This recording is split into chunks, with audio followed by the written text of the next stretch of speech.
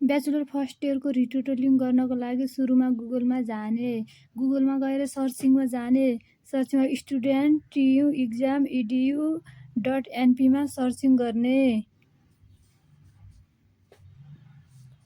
त्यसपछि सर्चिङमा गएपछि TU student protocol TU इक्जाममा सर्च गर्ने।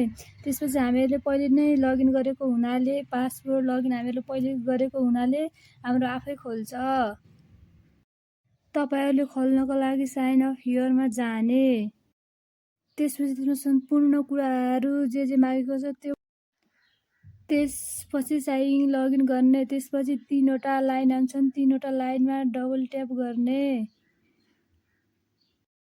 त्यसपछि त्यसमा 3वटा अप्सन आउँछन् र हामी रिटोटलिङ गर्ने हो, रिटोटलिङमा थिच्ने। त्यसपछि एड न्यूमा जाने। प्रोग्राममा 4th year bachelor of exam टाइममा हजुरहरूले इक्जाम कहिले दिनुभएको त्यो लेख्ने।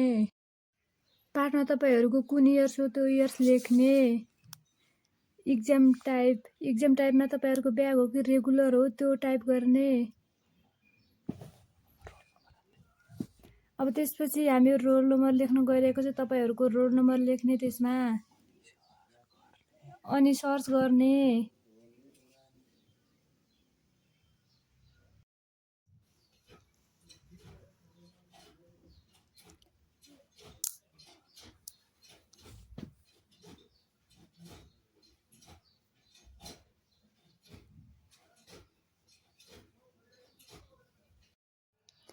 त्यसपछि कुन सब्जेक्टको रिटोटलिङ गर्ने हो त्यसमा टिक लगाउने।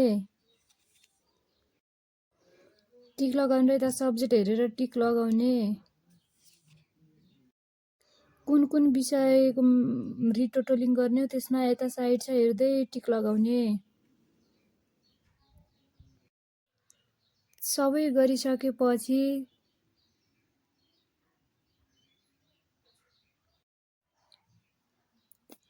त्यसपछि तल मोबाइल नम्बर भनेको ठाउँमा आफ्नो मोबाइल नम्बर हान्ने। त्यो नम्बरमा तपाईहरुलाई पनि टियुबाट मेसेज आउँछ। प्रति 1 सब्जेक्टको 500 रुपैयाँ हुनाले हामी 3वटा सब्जेक्टको रिटोटलिङ गरिरहेको हुनाले हाम्रो 3वटा सब्जेक्टको 1500 भएको छ। त्यसपछि यसमा 2वटा ब्याङ्कहरू छन्, 2वटा ब्याङ्कहरू ग्लोबल र नेपाल ब्याङ्क लिमिटेड छन्। ती 2वटा ब्याङ्कहरूमा एउटा ब्याङ्कलाई सिलेक्ट गर्ने अनि त्यसपछि सेभ गरिदिने।